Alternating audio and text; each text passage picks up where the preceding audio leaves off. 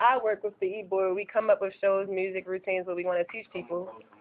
And we present it to the rest of the members. We practice, depending on when the show is. We practice like 3 to 4 times a week for a certain amount of hours. But we basically just have to be dedicated, more so like being cordial, like on time, following what people ask you to do is basically like all you need. If you have those key things, then you'll be perfectly fine. A day is called First Looks. People come and they walk. They have a piece of paper that they fill out with their name and everything. Ask them a couple questions about them. They walk in like one by one. We see how they walk.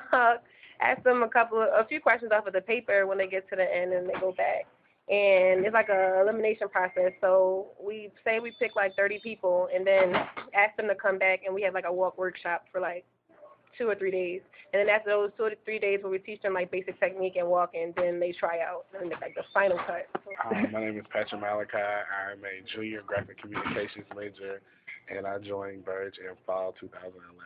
It's definitely a learning experience as far as time management, like with our homecoming show. Like Tiffany said, you have to be very dedicated because practices can run into the wee hours of the morning, and you have to make sure you get your homework done and keep your grades up.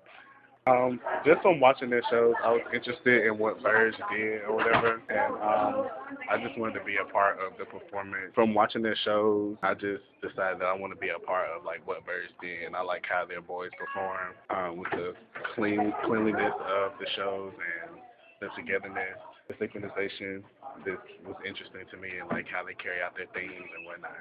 Made me interested in Verge. The pros are the family aspect of it, and it's hard work, and you have to be dedicated to become skilled at the craft of like doing routines and modeling and things like that. And the cons, sometimes it's like the time because it's very time consuming. Thus, you have to really allocate like your time to different things, like homework to practice to your social life to so it's basically the time management of